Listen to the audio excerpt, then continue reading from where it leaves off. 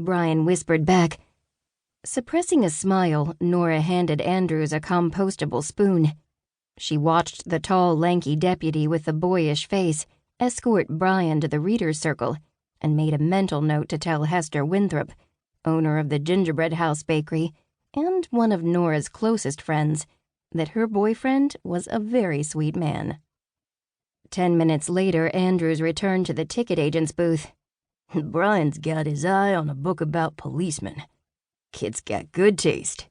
Now I need to find something to read. Blushing, he added, I also need your help with something. Something really important. Nora stepped out of the narrow room where an agent had once sold tickets to people traveling by trains to cities like Asheville, Raleigh, and Charlotte. Trains still ran to Miracle Springs. Once a day, passengers would arrive at the new station. They'd roll their suitcases across the shiny marble floor while studying the departing passengers. They wanted to see a crowd of healthy, well-rested, energetic people. They wanted to believe that Miracle Springs was true to its name. Every day, the sick, stressed, and soul-weary traveled to a place that promised to soothe and rejuvenate. The little burg in western North Carolina had hot springs, beautiful vistas, and dozens of businesses catering to visitors from all over the globe. And when the powers that be decided to build a train station rivaling the beauty of Grand Central, the old station building was put on the market. It sat there for a long time, waiting. Waiting for me, Nora always said. She'd turned the neglected station into Miracle Books. Now the buttercup yellow building with the periwinkle shutters was the heart of the town. And Nora, who'd been lost and lonely before she became a bookseller, tried to help every person who came into her store.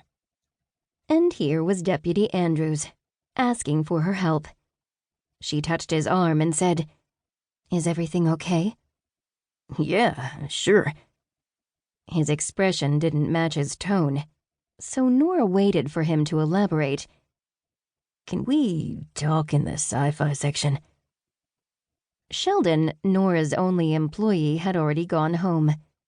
When she was alone in the bookshop, Nora usually flitted back and forth between the checkout counter and the ticket agent's booth. But since it was 5 o'clock on a cold and drowsy winter afternoon, Nora knew she could give Andrews her undivided attention.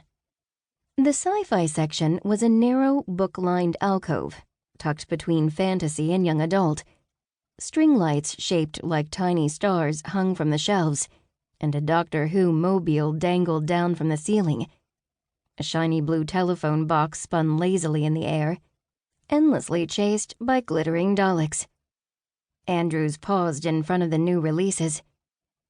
"What are you in the mood for?" Nora asked. "Something like that last Bradbury. I like comparing the book to the movie." Nora laughed and pointed at a ceramic plaque that said, "The book is always better." "I guess, but I like seeing how a really good story translates to the screen. So far, I've read and watched Ender's Game, Dune, Fahrenheit 451, The Martian, and Starship Troopers.